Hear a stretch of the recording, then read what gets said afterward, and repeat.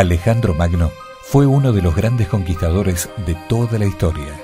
Su gran éxito militar le permitió derrotar al poderío del Imperio Asirio, obteniendo así el control de toda aquella región.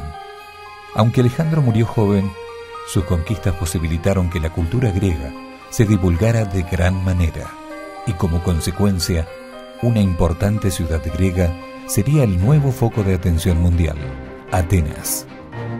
¿Qué se sabe sobre el origen de esta ciudad? ¿Cómo Atenas se transforma en la gran capital cultural del mundo antiguo? En búsqueda de respuestas, aquí comienza Evidencias.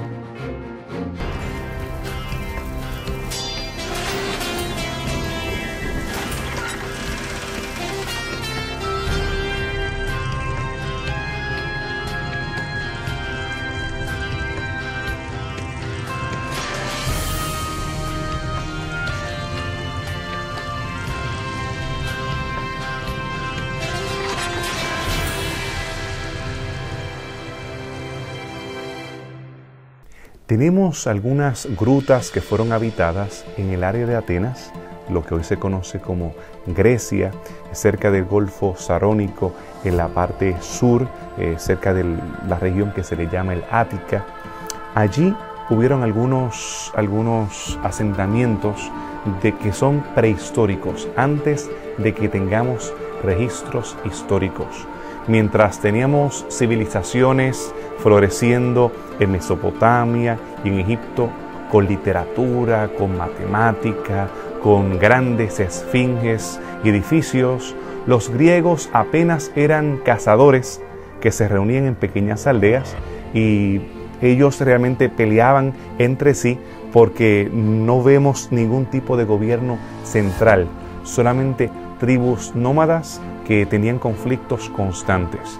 No es hasta eso de la época de bronce tardío, a eso del 1400, que vemos floreciendo los micenios. Los micenios se convierten en importantes productores de alfarería, productores de vino, productores de aceite, y son excelentes navegantes. Vemos que más adelante ellos van a ser víctimas de los dorios, que comienzan a invadir, y eso hace también que ellos se muevan más hacia el mar e invaden a los minoanos, y más adelante llegan hasta el área levantina y se le conoce como la gente de los mares, precisamente porque ellos eran excelentes en la navegación. Atenas, en realidad, no se puede decir con exactitud el cuándo. Es cierto que hubo algunos pueblos originarios, nativos, que construyeron allí, pero fundamentalmente hay que ubicarla desde el siglo VIII, donde construyeron siempre allí la Acrópolis, ¿no es cierto? De paso, la palabra Acrópolis significa ciudad alta, y antiguamente se acostumbraba a buscar un lugar alto en donde construir por una cuestión de seguridad. Entonces, desde allí era una montaña, de roca caliza, y construyeron allí arriba, y entonces de esta manera incluso cercaron con muros, con murallas, y obviamente podían observar perfectamente hacia los distintos puntos cardinales. Atenas fue creciendo con el tiempo hasta que consigue establecerse como una de las principales ciudades-estados de la antigua Grecia. Pero ¿qué conflictos existían entre las ciudades-estados de esta región? El sistema político griego no era centralizado, a diferencia de los mesopotamios, los egipcios, que tienes un gran río. En el caso de ellos tienes el Tigris y el Éufrates. En el caso de los egipcios tienes el río Nilo. Ellos pudieron lograr tener civilizaciones centralizadas y sistemas de gobierno que eran centralizados. En el caso de las ciudades-estado griegas, están divididas por montañas, por valles, y eso también incentivó a que estas civilizaciones se mantuvieran bastante aisladas las unas de las otras. Y estas distintas ciudades-estados entraban en conflictos unas con otras. Dos muy fuertes eran Atenas en primer lugar, Esparta por otro lado. La respuesta a estos conflictos fue diferente de acuerdo a la ciudad-estado que nosotros queremos hacer referencia. En el caso de los espartanos, ellos desarrollaron una civilización la cual estaba marcada por el militarismo. Desde pequeños, desde los 7 años, estos muchachos eran preparados para la guerra. Era una sociedad egalitaria, en la cual todo el mundo tenía más o menos el mismo terreno, el mismo tipo de casa, igualdad en esta sociedad de la parte del Peloponeso. Pero la reacción a los conflictos en Atenas fue diferente. Vemos para el siglo VI que entonces en Atenas comienza a desarrollarse la democracia. Ya para el 508 la vemos más consolidada. Vemos que estos primeros pasos que se tomaron en la dirección de la estratificación de la sociedad, vemos cómo el sistema de votos toma lugar, vemos cómo aquellas personas que estaban tal vez destacándose mucho en la sociedad eran ostracizados. Se tomaba un pedazo de alfarería, ostracón, se escribía su nombre y entonces eran echados de la sociedad ateniense. Ellos también van diseminando ese estilo democrático hacia las colonias que ellos tenían. Tienen una íntima relación con ciudades jonias, ciudades que quedaban en Anatolia, en lo que más adelante se convierte o es parte ya del imperio persa.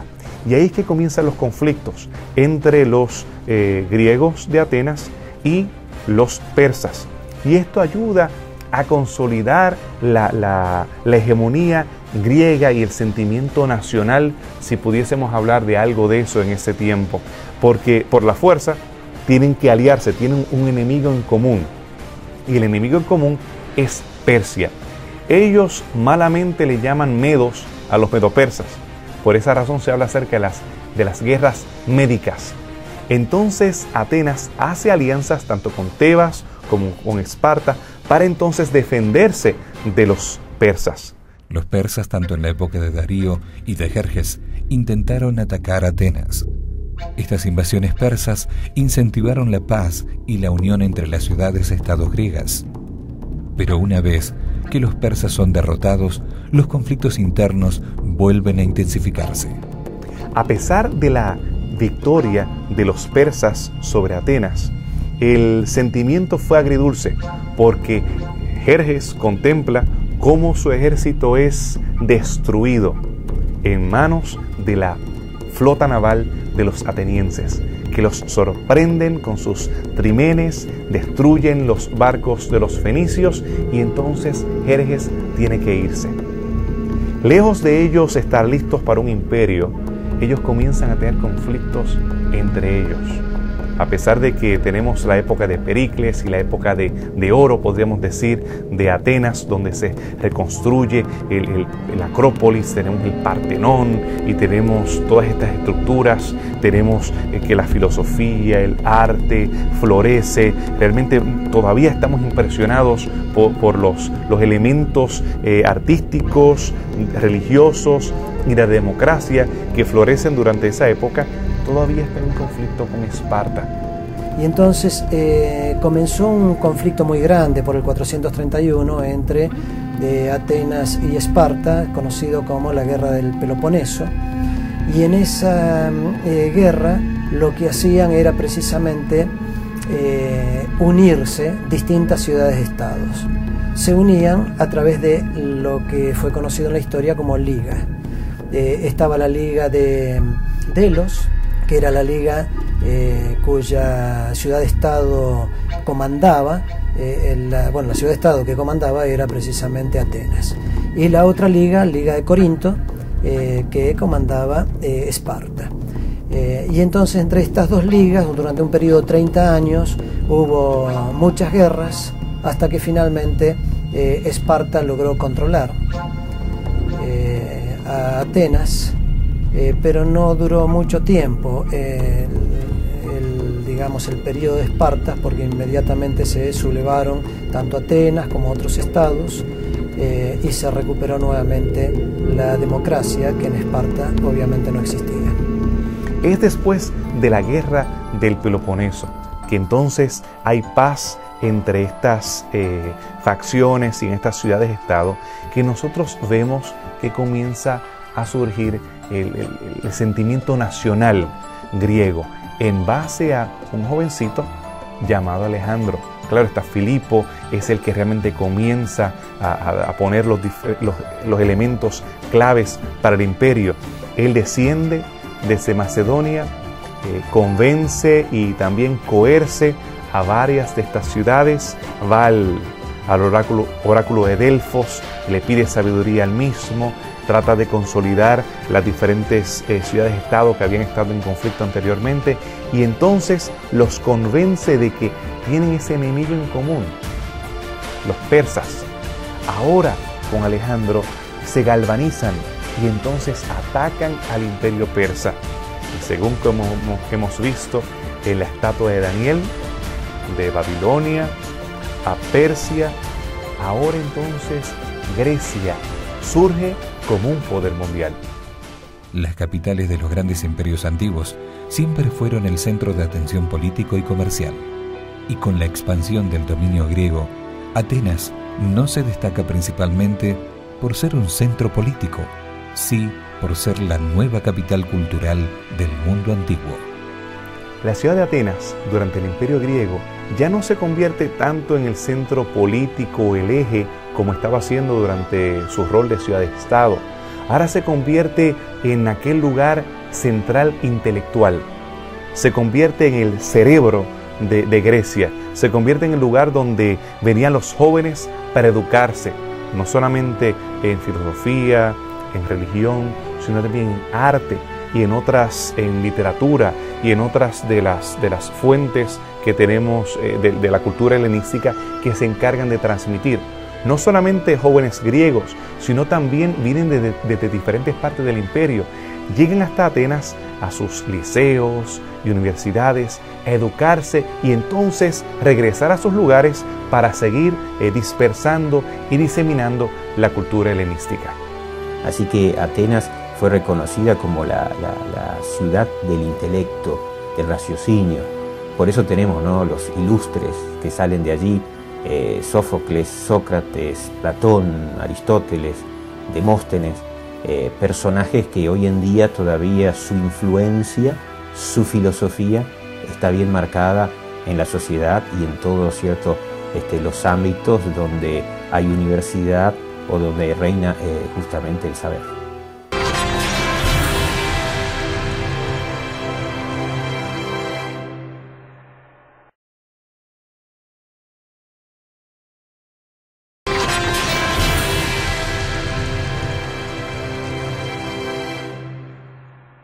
Atenas es una de las capitales más simbólicas de toda la historia de la humanidad. El legado de su pasado permanece latente hasta los días de hoy, principalmente en lo que se refiere a la religión y a la filosofía. ¿Qué importancia tenía la mitología griega para los atenienses? ¿Cómo a partir de estas creencias comienzan a surgir los paradigmas filosóficos? Es interesante destacar el tema de la mitología, porque Atenas, sin ninguna duda, que había creado toda su filosofía, toda su política y toda su existencia a partir de la mitología, a partir de mitos. Ahora, ante la pregunta ¿qué importancia tenía la mitología? Claro está que ellos buscaban dar respuesta a lo que no entendían a través de la mitología. Muchas de estas cobraron gran importancia y a partir de esas entonces surgieron muchos armados filosóficos y por lo tanto eran intocables algunas de estas mitologías. En la antigüedad la mitología era la teología, era la filosofía. La mitología era la que explicaba la realidad física y la realidad que trasciende a lo físico, la realidad metafísica. Se utilizaban obras como la Ilíada de Homero, se utilizaban la Odisea, para explicar la actitud que debe tener el hombre ante los desafíos de la vida incluso qué principios o qué valores debe practicar ante, vamos a decir, las cartas crueles que nos juega el destino, cuando supuestamente el panteón de los dioses decidía poner a prueba tu carácter. En la literatura griega existe también, dentro de la mitología, lo que se le llama la tragedia griega. En los mitos de tragedia griega, como el de Sísifo, aparece que un hombre tiene que tener la tenacidad de que no importa los obstáculos que encuentre en la vida, tiene que cumplir con su misión y alcanzar la victoria. La tenacidad, la perseverancia, el valor eran los mayores atributos que se destacaban en aquella época. También en las tragedias griegas aparece cuando la persona tiene que enfrentarse a la crisis. Ante la crisis no se puede racionalizar del todo, pero se buscaba que estas crisis desarrollaran una personalidad como comunidad, como atenienses dentro del pueblo. Y se les trataba de enseñar que ante las crisis lo importante es tener el valor suficiente para enfrentarla y la resignación para aceptar lo que sucede en ella.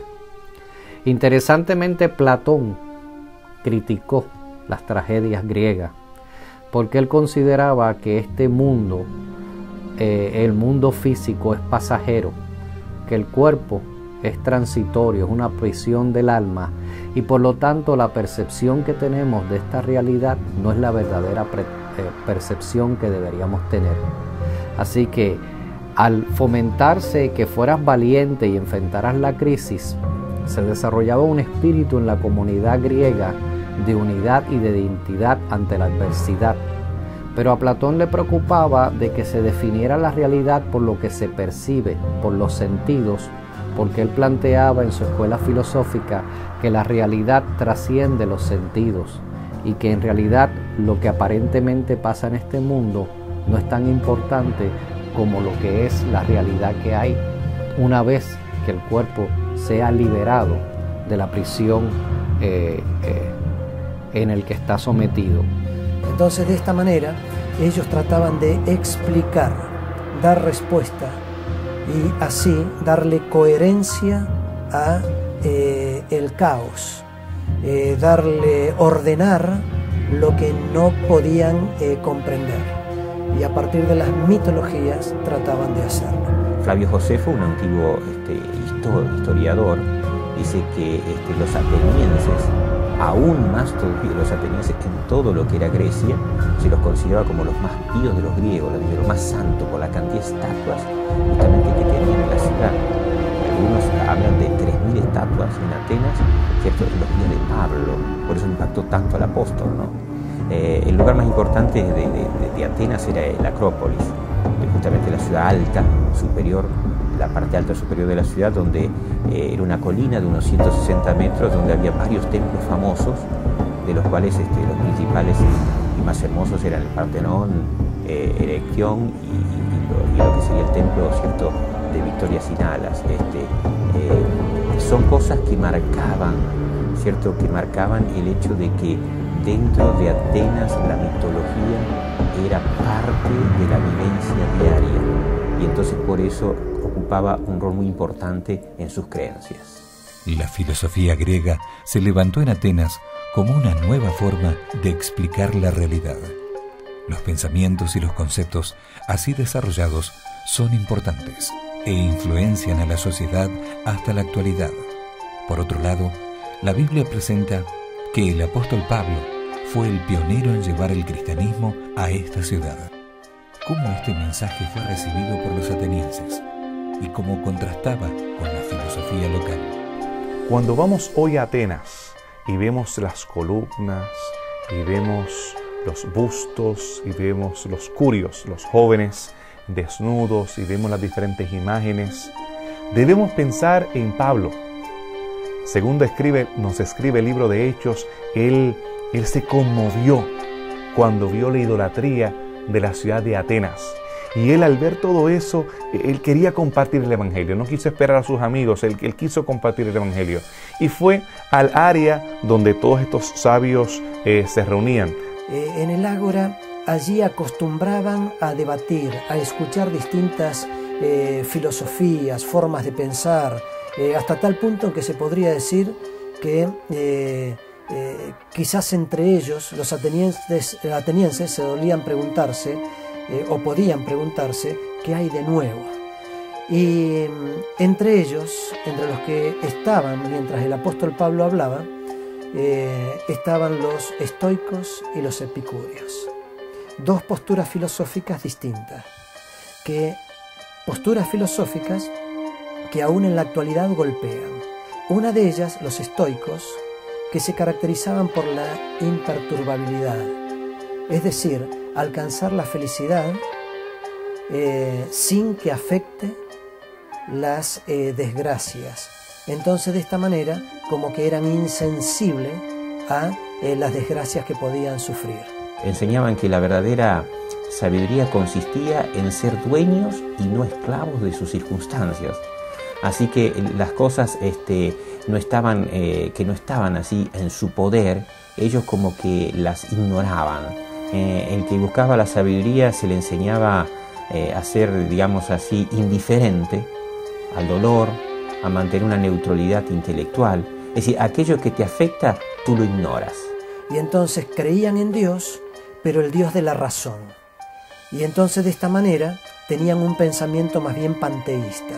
Por otro lado, en el caso de los epicúreos, creían en Dios, pero era en un Dios más bien lejano, y por lo tanto creían ellos que la felicidad la podían alcanzar solamente a través del disfrutar en esta vida, es decir, del hedonismo. Así que Epicuro consideraba las leyes humanas como simples, arreglos convencionales, y no encontraba, ¿cierto?, la necesidad de una ley moral superior o más elevada, ¿no? Por lo tanto, cada hombre podía decidir sobre la legitimidad de sus propios placeres, y la mayoría elegía justamente una vida de ocio y de desenfreno, ¿no? En el caso del apóstol Pablo, cuando él presentaba estos temas, tanto epicúreos como estoicos se reían de él. Sin embargo, parece que en algo les interesaba, porque finalmente lo invitan a que vaya hasta el Areópago. Lo invitaron al Areópago. Y allí fue el apóstol Pablo, al Areópago, a hablar específicamente con un grupo más selecto, de mayor nivel intelectual, donde se encontraban los filósofos de distintas posturas, y ahí le dieron la oportunidad de hablar y presentar la nueva doctrina, contrastándola con las filosofías de ellos. En la época del cristianismo, ya la mitología empezaba a tener competencia con el razonamiento filosófico científico que trataban de plantear grandes filósofos como Platón, Sócrates y Aristóteles. Por lo tanto, se trata de buscar una nueva explicación, una nueva ventana de la realidad, de cómo explicar las cosas que suceden en la realidad, el origen de las mismas y el propósito de ellas. Llega el cristianismo, y el cristianismo ofrece todavía una explicación mucho más convincente. Primero te presenta un Dios que no es necesariamente cruel, sino santo, y exige que su pueblo lo busque en santidad. Te presenta un Dios que se hace hombre, pero no como el mito de Hércules, sino realmente como fue anunciado miles de años antes en las Sagradas Escrituras. Y cómo este Dios, al hacerse hombre, siente, se conmueve con los hombres, y ante el momento de mayor barbarie humana, ante el momento de la mayor blasfemia contra la noción de Dios en la cruz del Calvario, este ser supremo, que simplemente se hace hombre para cohabitar con los hombres, nos demuestra el atributo más grande de Dios, que es el perdón. Ese perdón no existía en estas sociedades, sino todo lo contrario. Todo el tiempo era un perfeccionismo donde quizás una vida no daba suficiente, y la creencia de la inmortalidad del alma también se recreaba con la creencia de la reencarnación. Y entonces allí estaba ahora el apóstol Pablo, que sin ninguna duda, y conocemos por sus escritos, que él tenía no solamente la habilidad de la pluma, sino que también la habilidad de la palabra, y que podía exponer las ideas con una facilidad muy grande. Y entonces comienza a presentar el apóstol Pablo con mucha claridad el pensamiento cristiano. Comienza a presentarlo a Cristo, incluso citando a algunos poetas y filósofos atenienses. Pero allí dice el verso 32 de Hechos 17, dice: pero cuando oyeron de la resurrección de los muertos, unos se burlaban y otros decían: ya te diremos acerca de esto otra vez.